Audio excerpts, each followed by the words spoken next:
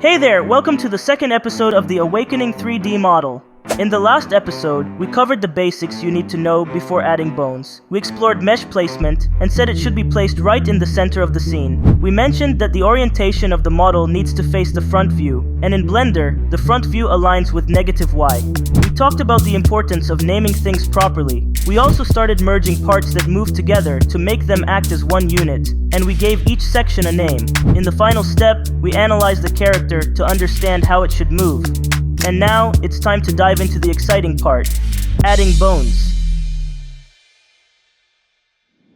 Let's talk a bit about Armature and its essential settings. In Blender, an armature is like a real skeleton. Just like a human skeleton is made of several bones, an armature can have many bones. These bones can move around, and anything connected to them will move and deform along with them. Think of the armature as a special type of object used for rigging. Rigging works like the strings and controls that make a puppet move.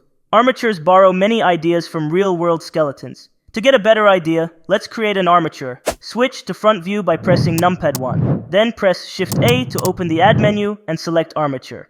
As you can see, an armature, like any other object in Blender, has an origin, a position, rotation, and scale factor.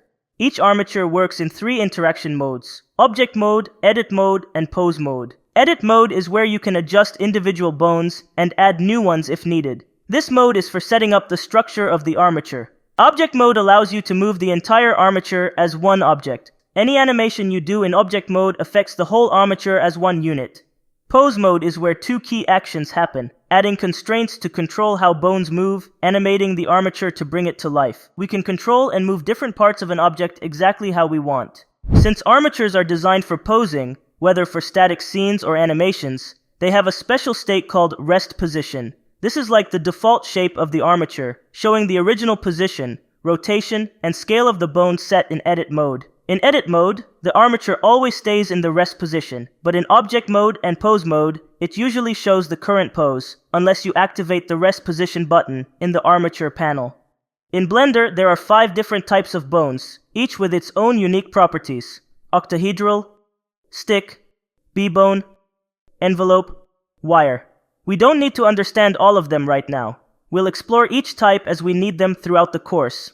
Let's continue our project and learn how to work with the armature and the bones required for this rig. First, open the project. Switch to right view by pressing numpad 3 and we'll start adding bones from the bottom of the model. From the beginning of our rigging process, we'll keep things tidy. As our collections grow more complex, naming and organizing everything correctly will save us from confusion later. Let's create a new collection and name it Luxo Jr. Now, select all the meshes and move them into the Luxo Jr collection.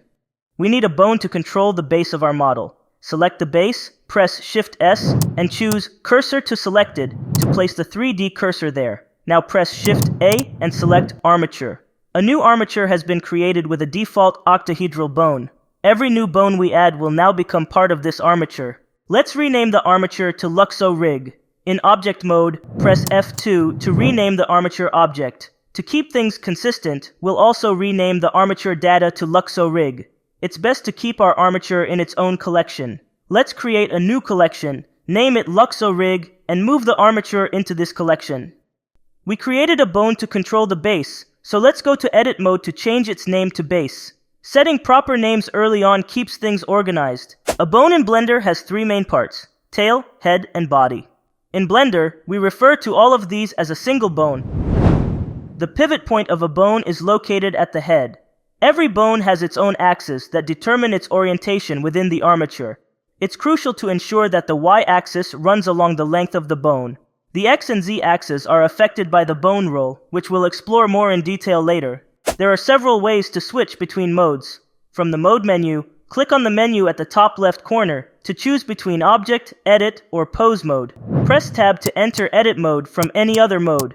If you're already in Edit mode, pressing Tab will switch you back to previous mode. When you're in Object mode or Pose mode, pressing Control Tab switches between these 2 modes. If you're in Edit mode, Control Tab brings up a mode selection menu, where you can pick the mode you need. It might feel a bit confusing at first, but don't worry. With practice, you'll get the hang of it, and I just needed to walk you through it once. Let's get familiar with some useful armature settings. In Armature Object mode, we have the Object tab here. This is the Data tab, here's the Bone tab, and this one is the Constraints tab. Alright, let's go through the necessary settings. We don't need to cover everything right now, just the essential options. In the Object tab, we have Transforms. It gives us location, rotation, and scale. If we press N, we'll see these same options here too. Remember, location and rotation should always be 0, and scale should be 1. This helps make the rigging process smoother. A bit further down, there's Viewport Display, where we can toggle options like showing the name and axis. Here, you can see the armature's name and also the armature's axis, which we don't need. Just make sure location and rotation are 0, and scale is 1. In this same section, we have the In Front option, which lets us see the armature more easily. No matter the view, the armature appears in front of the geometry. You'll find this option in the Armature Data tab as well. It doesn't matter which tab you activate it from. Let's go back to the Object tab. Here, we have Display As set to Textured by default. We'll change it to Wire. In this mode, the armature appears as an outline. If one bone is inside another, you'll be able to see it clearly. If we switch to Edit mode or Pose mode, we can see how useful this setting is. In the Data tab, the settings we need to know for starting are in Viewport Display. Under Display As, we can change the type of bone, which is always an option. We can also enable Name, which might be helpful. Next is the Axes option, which shows the bone axis. This is important. You can adjust its position here too. Now, since we enabled Wire in the Object tab, let's go to the Bone Properties tab and select a color for the bones in Viewport. Bone Color sets the bone color in Edit mode. Pose Bone Color sets the bone color in Pose mode. These settings help us stay aware of which mode we're in. Let's see how it looks. If we go to Edit mode, we'll see that the bone has turned the selected color, and because of Wire mode, it's transparent. And in Pose mode, we'll see the same changes, but in blue. Remember, you might need to apply these settings for any new bones as you continue with the process. Alright, let's dive into bone placement and continue building the rig step by step. We've already created a bone and named it Base. Now switch to Edit mode to modify it. Select the bone and rotate it -90 degrees on the x-axis. Move it slightly downward so it's positioned roughly in the center. Scale it up a bit. Looks good for now. Next, let's create a linkage bone. Click where you want to start. Press E to extrude, then Z to constrain the movement along the Z-axis. Move the mouse upward to create the new bone. This looks good. You can also extrude bones through the menu. Select the Extrude option, then click anywhere to create a new bone. Use X, Y, or Z keys while extruding to snap the bone's movement along those axes.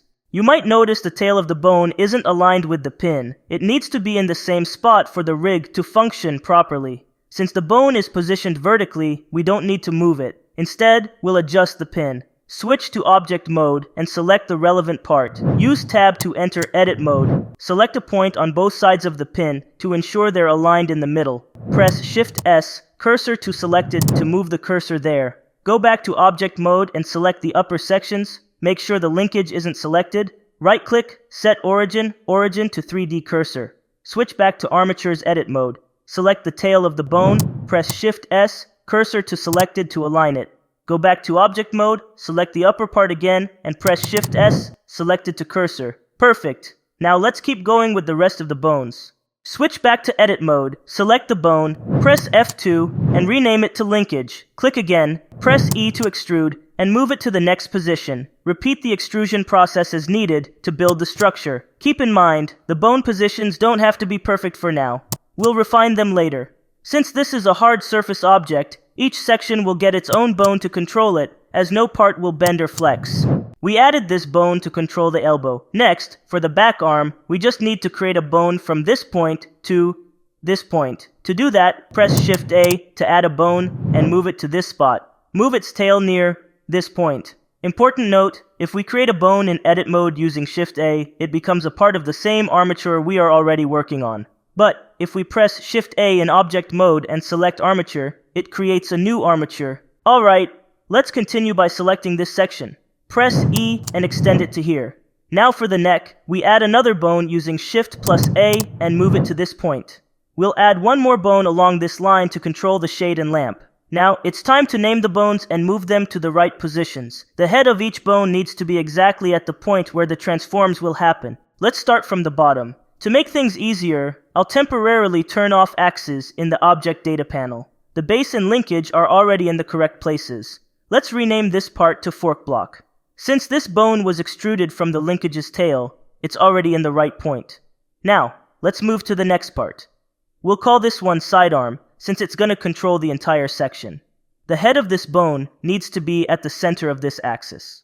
To do that, go to Object Mode and select Sidearm. Now, switch to Edit Mode and select one point from this section, then press Ctrl L. Now press Shift S and choose Cursor to Selected. Go back to Armature's Edit Mode, select this part, press Shift S, and choose Selected to Cursor. We'll do the same thing for the upper part. Rename it to Top Sidearm. To find the center of this part, we just need to locate the middle between these two pins.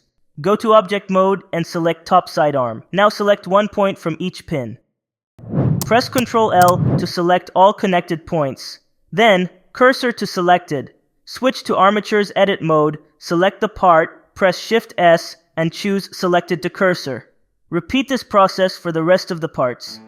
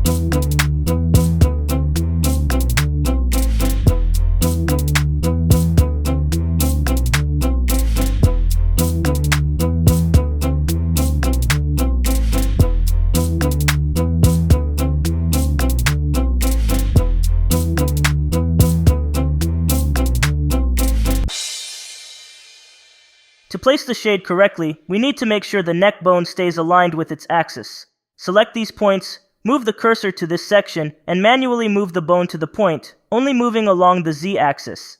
I'm gonna zoom in to make sure it's as precise as possible. Alright, the bones are created, named, and placed correctly. In the next part, we're gonna explore how the bone connection, talk about bone roll, and learn about the different types of bones in Blender. Thanks for staying with me. See you in the next episode.